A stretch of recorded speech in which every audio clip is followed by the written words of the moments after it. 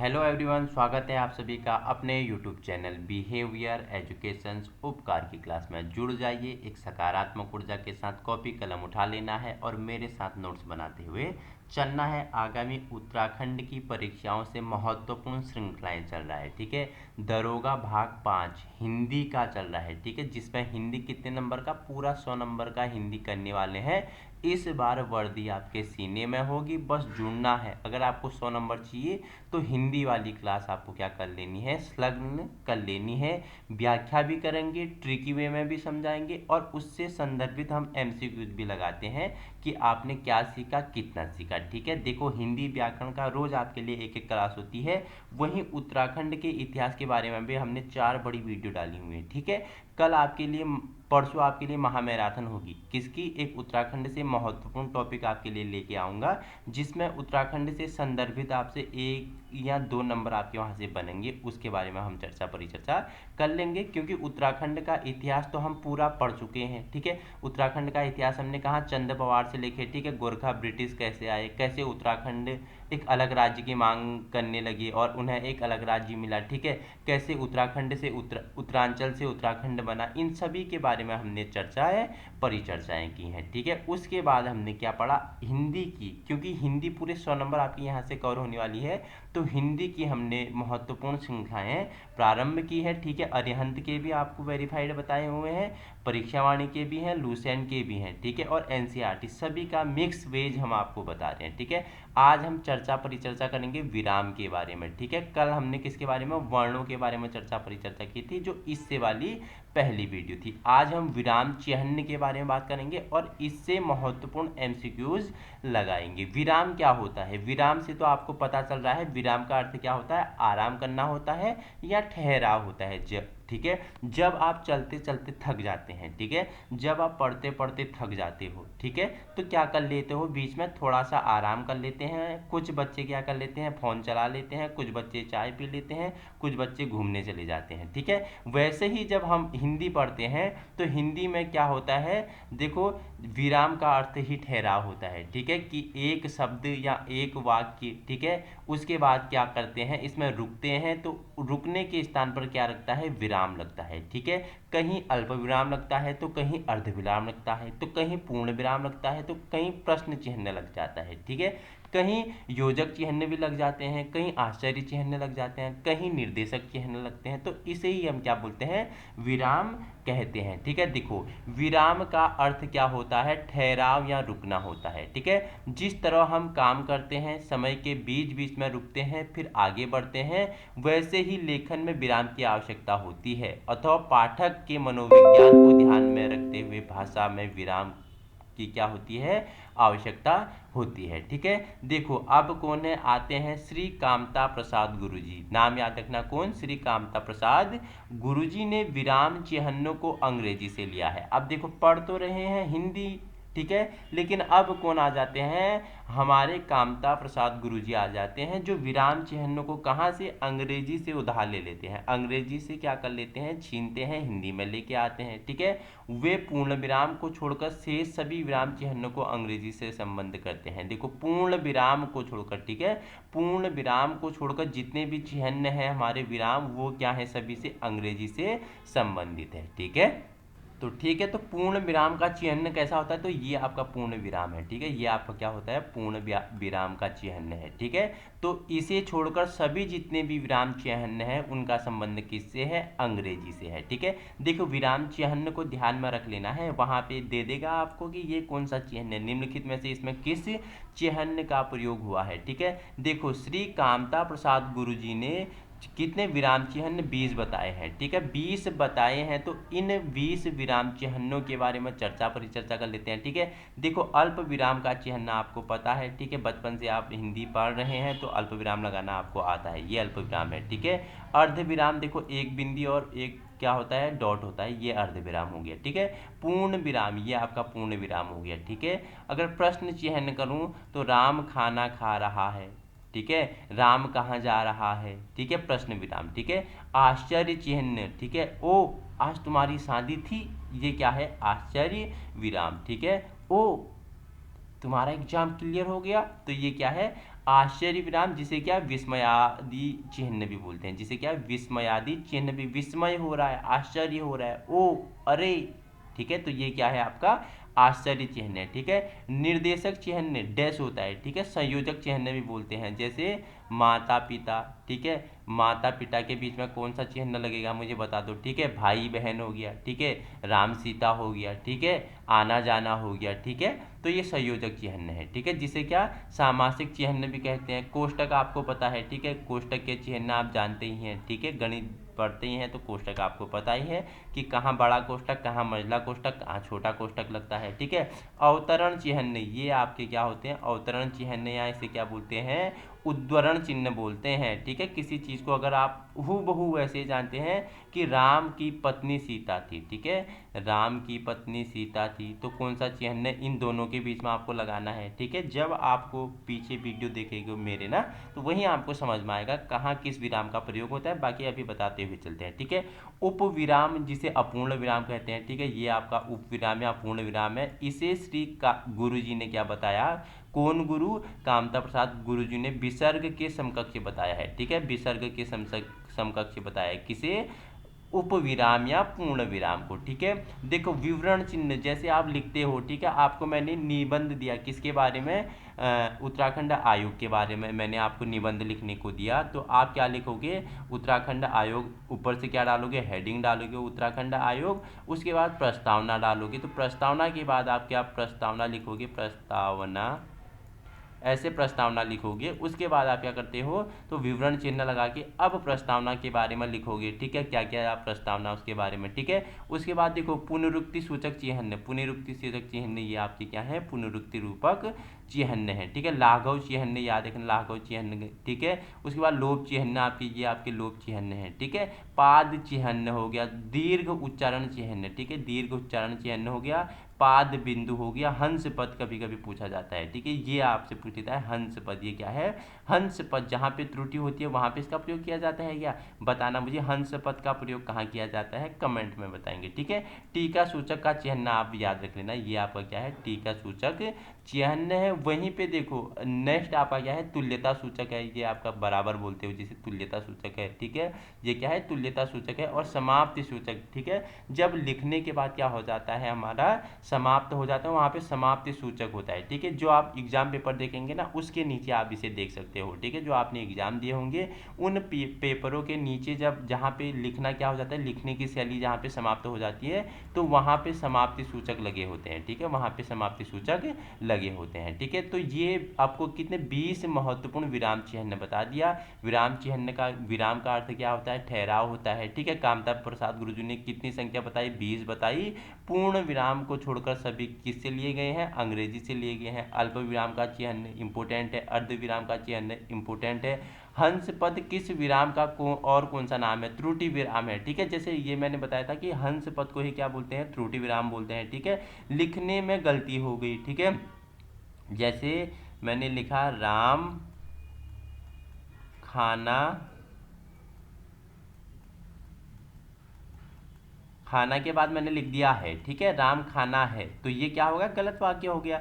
तो मेरे पास अब लिखने के लिए जगह नहीं है, तो मैं वहाँ पे क्या लगाऊंगा, त्रुटि विराम लगाऊंगा, ऊपर लिख दूंगा, क्या लिखूंगा, राम खाना खाता है, राम खाना खाता है। तो ये आपका देखो ऐसे त्रुटि विराम या हंस पद का प्रयोग किया जाता है। मैंने यहाँ पे हंस पद लगाया, इधर पे मैंने खाना खाता है लिख दिया। ठीक है, तो इस प्रकार हंस पद का प्रयोग किया जाता है। ठीक है, तो ये किसमें, हिंदी में मैंने आपको बताया। ठीक है, राम कहाँ जा रहा है, इस वाक्य में किस विराम चिन्ह का प्रयोग हुआ है, तो किसका हुआ है बताना मुझे। ये अब देखो राम कहाँ जा रहा है तो किसका प्रयोग हुआ है, फटाफट बताना मुझे। ठीक है, पूर्ण विराम का प्रयोग किया जाता है वाक्य के अंत में। ठीक है, उप विराम का, उप विराम चिन्ह है तो उप विराम ये है। पूर्ण विराम मैंने बता दिया। ठीक है, पूर्ण विराम का वाक्य के अंत में पूर्ण विराम का क्या किया जाता है, प्रयोग किया जाता है। ठीक है, देखो नेक्स्ट क्या बोल रहा है कि किस विराम चिन्ह का प्रयोग सर्वाधिक होता है, तो किसका होता है, तो अल्प विराम का सर्वाधिक होता है। ठीक है, पता ही है, आप जैसे देखते हो लिखने की शैली, कोई भी बुक्स उठा लो आप, हिंदी साहित्य की उठा लो। ठीक है,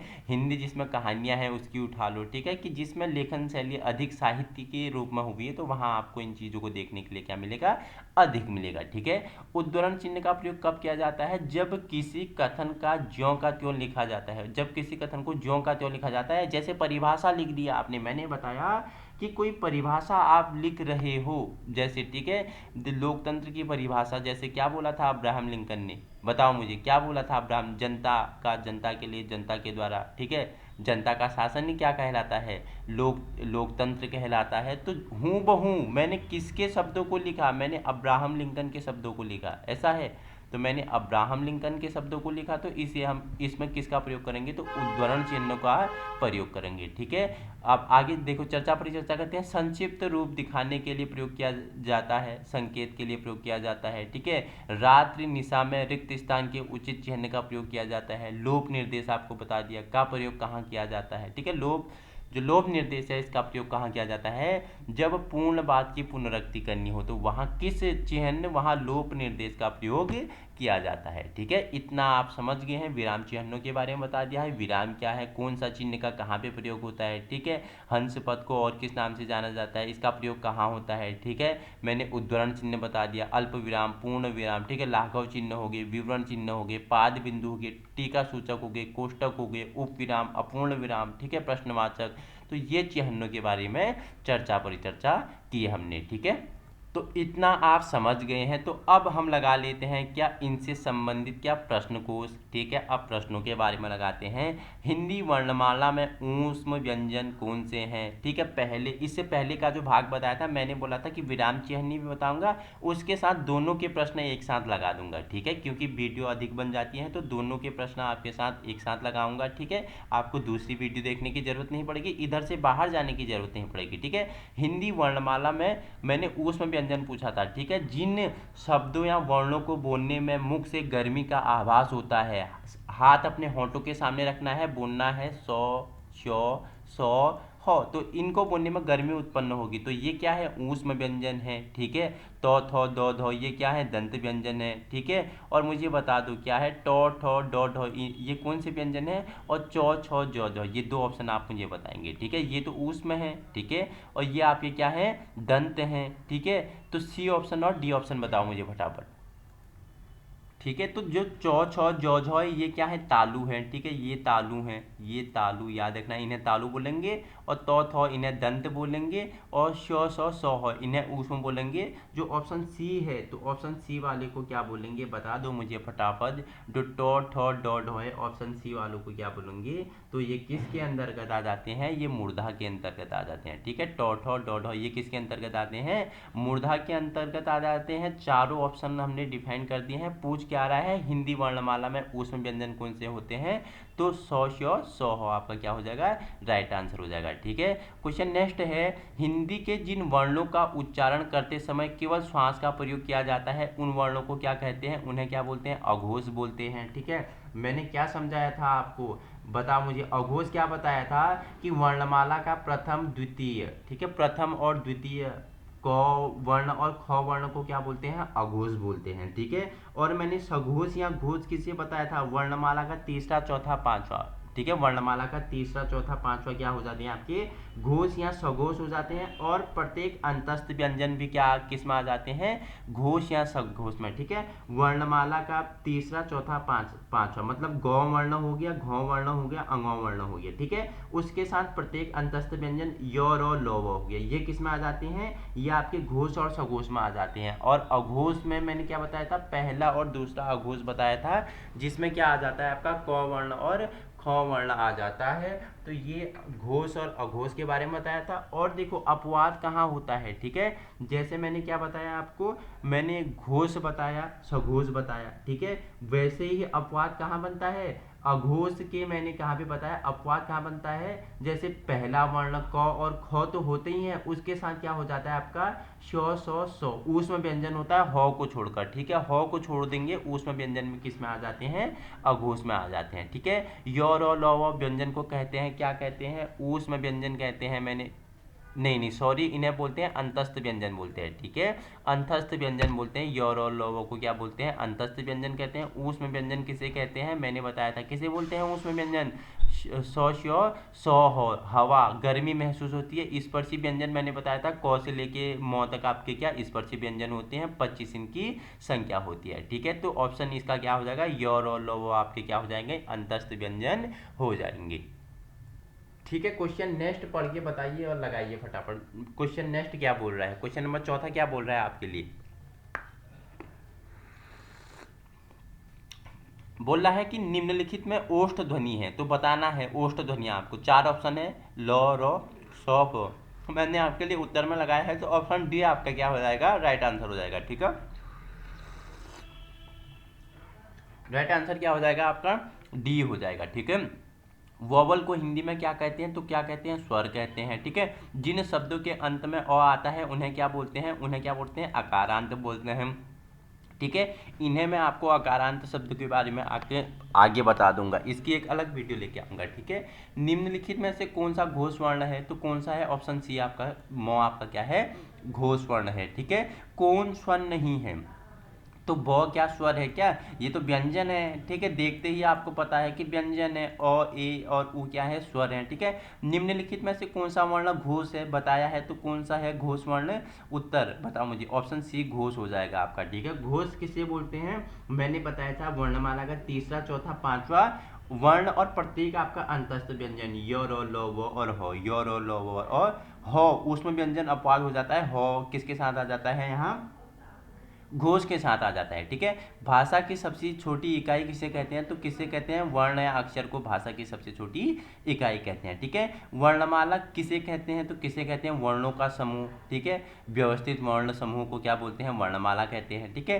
निम्नलिखित में से कंठ ध्वनियाँ कौन सी है, कंठ ध्वनियाँ मैंने बताई थी कि क को क्या, क क्या है, अपनी क्लास का क्या है, मॉनिटर है, क ख ग घ अंग। ठीक है, 5 5 है, क ख ग घ अंग। ठीक है, अंग वाला नासिक में भी आ जाता है, जो क वाला आपका, ठीक है, ये कंठ ध्वनियों में आ जाता है। ठीक है, कंठ के बाद क्या आता है आपका, बताओ मुझे, कंठ के बाद तालु आता है, तो च वाली क्या हो जाएंगी, तालु में आ जाएंगी। ठीक है, और जो क्या है, य और रो है, य रो किस में आती है, मुझे बताएंगे फटाफट। ठीक है, य और रो, य तो तालु में आता है, य तो किस में आता है, तालु में आता है। ठीक है, और रो किस में आता है, बताओ मुझे, रो किस में आता है, मूर्धन में आता है। ठीक है, टो और अणो किस में आता है, टो मूर्धन में आता है, अणो किस में आता है, मूर्धन में आता है। ठीक है, मूर्धा में आता है। ठीक है, निम्नलिखित में से उच्चारण स्थान के आधार पर मूर्धन्य व्यंजन बताइए, तो कौन से हैं, ऑप्शन सी ड और ढ किस में है, मूर्धन में है।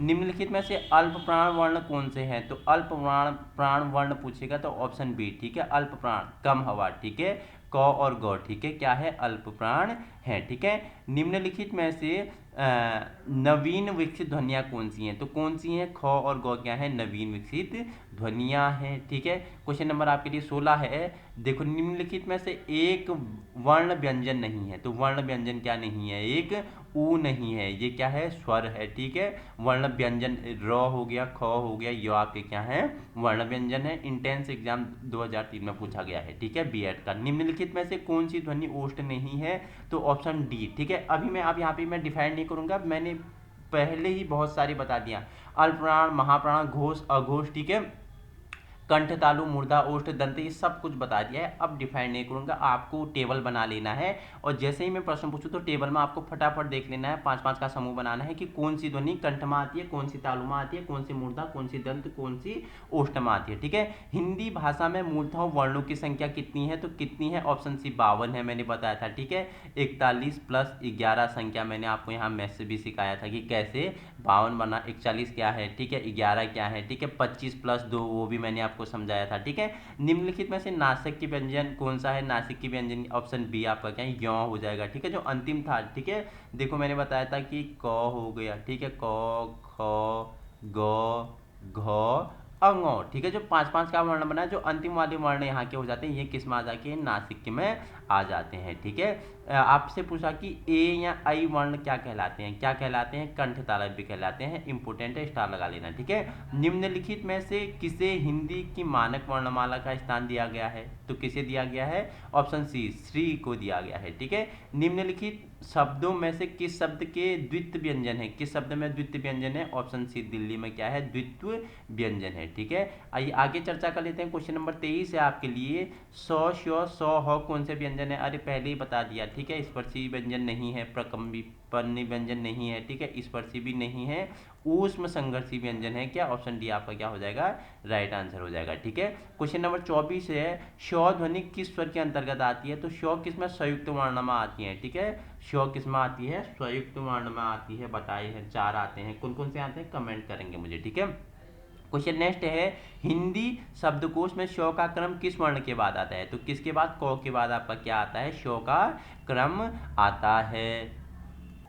तो ठीक है, इतना आपको समझ में आ गया। जो पहला भाग वाला था उससे महत्वपूर्ण प्रश्न आपके लिए लगा लिए हैं। जो आज वाला भाग हमने विराम चिन्हों के बारे में जाना, इसके बारे में कुछ प्रश्न हम कर लेते हैं। ठीक है, किस वाक्य में विराम चिन्ह का उचित प्रयोग नहीं है। ठीक है, मैं मनुष्य में मानवता देखना चाहती हूँ, उसे देवता बनाने की मेरी क्या है, इच्छा नहीं। ठीक है, मेरी इच्छा नहीं, क्या बोल रहा है, देखो, मैं मनुष्य में मानवता देखना चाहती हूँ, उसे देवता बनाने की मेरी इच्छा नहीं। ठीक है, ऑप्शन ए है। ऑप्शन बी है, यह दूर से, बहुत दूर से आ रहा है। ठीक है, सुनो सुनो वह गा रही है। ठीक है, प्रिय महाशय मैं आपका आभारी हूँ। तो ऑप्शन देखो किस में गलत प्रयोग हुआ है, पूछ रहा है। ठीक है, तो किस में गलत प्रयोग हुआ है, देखो पूछ रहा है कि निम्न वाक्य में से विराम चिन्ह का किस में गलत प्रयोग हुआ है, तो ऑप्शन सी विराम चिन्ह का इसमें क्या हुआ है, गलत प्रयोग हुआ है। इसमें आश्चर्य, सुनो सुनो वह गा रही है। ठीक है, क्वेश्चन दूसरा है, निम्न में से कौन सा विराम चिन्ह का प्रकार नहीं है, तो विराम चिन्ह का प्रकार नहीं है, निर्देशक था, लाघव था, विवरण था, लेकिन उपदेशक मैंने आपको नहीं बताया था। ठीक है, जहां वाक्य की गति अंतिम रूप से ले, ठीक है, विचार के तार टूट जाएं, वहां किस चिन्ह का प्रयोग किया जाता है, मैंने बताया था किस चिन्ह का प्रयोग किया जाता है, फटाफट बताएंगे मुझे आप, ऑप्शन देख के बताएंगे कि किस चिन्ह का प्रयोग किया जाता है। ठीक है, विराम चिन्ह प्रयुक्त होता है तो कहाँ होता है, बताना मुझे। ठीक है, आप बताएंगे विराम चिन्ह कहाँ प्रयोग होता है, फटाफट बताना, इजी है। विराम का अर्थ क्या होता है, बताया था, क्या होता है, ठहराव होता है, रुकना होता है। तो क्या होता है, ठहराव और रुकना होता है। ठीक है, क्वेश्चन नेक्स्ट पूछा है, श्री कामता प्रसाद गुरुजी के अनुसार विराम चिन्हों की किस किस भाषा से लिए गए थे विराम चिन्ह, मैंने बताया था इन्होंने कहाँ से लिए हैं, अंग्रेजी से लिए थे, बस पूर्ण विराम को छोड़ के इन्होंने विराम चिन्ह कहाँ से लिए थे, अंग्रेजी से लिए थे। ठीक है, क्वेश्चन नंबर नेक्स्ट है आपके लिए 7वां, श्री कामता प्रसाद गुरुजी के अनुसार विराम चिन्हों की संख्या मैंने कितनी बताई थी, 20 बताई थी। ठीक है, अल्प विराम चिन्ह को पहचानिए, तो ये आपका अल्प विराम है। ठीक है, अल्प विराम चिन्ह मैंने आपको चिन्ह मैंने पहले ही स्लाइड में बताए थे, तो अल्प विराम का चिन्ह ये है। ठीक है, देखो, आशीष, राहुल, राजा, शुक्ल और वैभव अपने कार्य में संलग्न है, इस वाक्य में उचित विराम चिन्ह का प्रयोग हुआ है। तो देखो ऑप्शन ए किसका, तो अल्प विराम का, जहां एक ही क्या बोला कि व्याकरणिक कोटि के कई शब्द आए हों, उनके भी संयोजक और वो इत्यादि न हो, तो अल्प विराम का क्या होता है, प्रयोग होता है। ठीक है, याद रखना, आनंद घर आया, थोड़ी देर रुका और चला गया, इस वाक्य में उचित विराम कौन सा है, तो इसमें भी क्या है, अल्प विराम है। जहां 2 से अधिक वाक्यांश आए पर उनके बीच संयोजक न हो, अल्प विराम चिन्ह का प्रयोग होता है, जैसे आनंद घर आया, थोड़ी देर रुका, फिर चला गया। ठीक है, मैं कृष्ण के घर पहुंचा परंतु वह नहीं मिला, इस वाक्य में कौन सा विराम है, पूछ लेगा, 1-2 क्वेश्चन यहां से बनेंगे आपके। ठीक है, विराम चिन्ह से 2 क्वेश्चन बनेंगे आपके।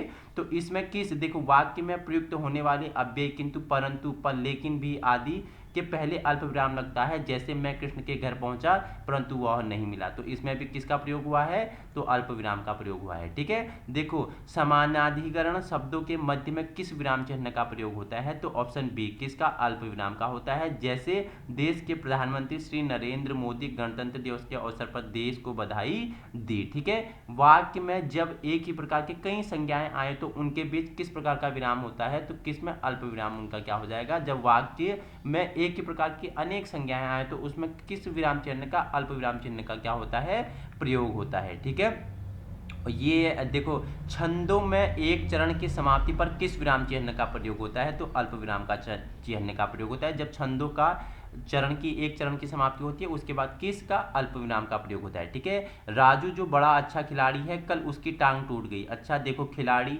की टांग टूट गई तो इससे बड़ा दुर्भाग्य नहीं है। ठीक है, वो खिलाड़ी था, ठीक है, वो क्रिकेट खेलता था, वो वॉलीबॉल खेलता था, वो हॉकी खेलता था। ठीक है, तो उसकी कल टांग टूट गई। ठीक है, वाक्य में उचित विराम का प्रयोग करें। ठीक है, तो उचित विराम क्या है, इसमें अल्प विराम है। उपवाक्यों के पूर्व और पश्चात भी अल्प विराम लगता है, राजू जो बड़ा अच्छा खिलाड़ी था, कल उसकी टांग टूट गई। ठीक है, देखो समझाया पहले है, बस अब आपने क्या सीखा वही बता रहा हूँ। ठीक है, यहाँ मैं आपको क्या व्याख्या नहीं करूंगा क्योंकि ऊपर मैंने सारा कुछ समझा दिया है। ठीक है, क्वेश्चन नेक्स्ट है आपके लिए, देखो पूछ रहा है जाना है तो जल्दी जाओ, वाक्य में उचित विराम चिन्ह का प्रयोग करें। जाना है तो जल्दी जाओ, ठीक है, आ गया है तो जाना तो पड़ेगा, तो इसमें कौन सा चिन्ह, तो इसमें आपका अल्प विराम। ठीक है, जाना है तो जल्दी जाओ, ऐसे वाक्य खंडों के बाद भी अल्प विराम लगता है, जिसके बाद लगने वाले तो तब वह आदि लोप का क्या होता है, प्रयोग होता है, अल्प विराम मैंने बता दिया है। ठीक है, नेक्स्ट क्वेश्चन आपके लिए 17 है, माँ मेरी मेरा कल्याण करो। माँ मेरा क्या करो, कल्याण करो।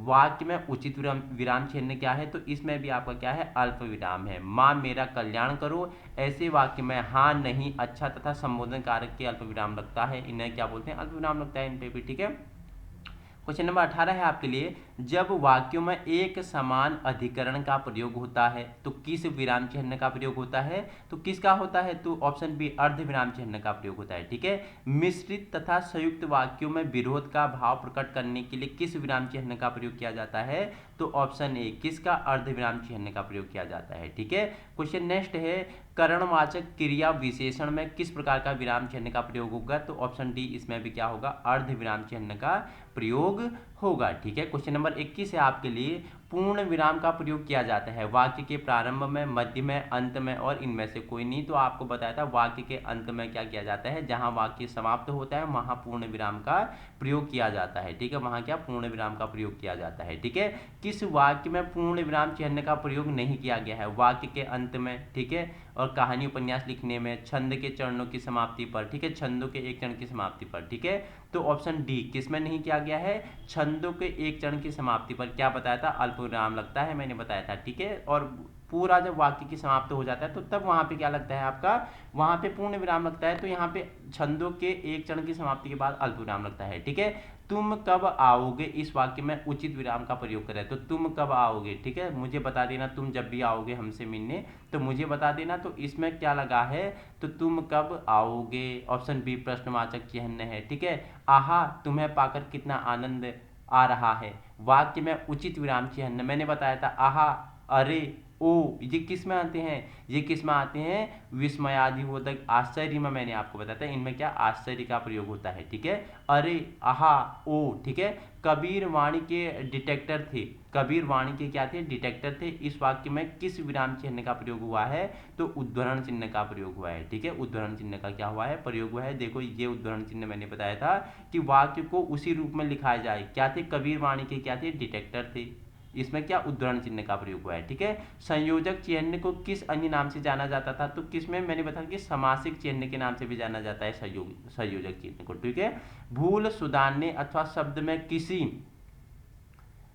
किसी त्रुटि को सही दिखाने के लिए किस कोष्टक का प्रयोग किया जाता था, मैंने बताया था किसका, तो वर्गाकार कोष्टक का प्रयोग किया जाता है, वर्गाकार कोष्टक का प्रयोग किया जाता है, ऑप्शन बी आपका क्या हो जाएगा, राइट आंसर हो जाएगा। ठीक है, क्वेश्चन नंबर 28 है आपके लिए, विवरण चिन्ह को पहचानिए, तो विवरण चिन्ह मैंने बताया था क्या था, ऑप्शन बी, ये आपका क्या होता है, विवरण चिन्ह होता था। मैंने आपको क्या बताया था कि आयोग पर निबंध लिखो तो प्रस्तावना डालोगे तो उसके बाद क्या लगाओगे, विवरण चिन्ह, उसके बारे में लिखोगे तो वहां विवरण चिन्ह का प्रयोग होता है। ठीक है, क्वेश्चन नंबर अंतिम है आज का आपके लिए, पूछ रहा है पुनरुक्ति का लाघव चिन्ह को पहचानिए। ठीक है, पुनरुक्ति में लाघव चिन्ह को पहचानिए, तो ऑप्शन ए आपका क्या हो जाएगा, राइट आंसर हो जाएगा। तो ये क्या है आपके, ये लाघव चिन्ह है, पुनरुक्ति में क्या है, लाघव चिन्ह है। तो ये हमने क्या हिंदी व्याकरण का महत्वपूर्ण श्रृंखला के रूप में आज विराम चिन्ह के बारे में जाना, और इससे पहले जो हमने क्या पढ़ा था, वर्णों के बारे में पढ़ा था, उससे और विराम चिन्हों से दोनों से हमने एमसीक्यूज लगा लिया है कि आपने क्या सीखा, कितना सीखा, और अब आपके मस्तिष्क में क्या हो रहा है,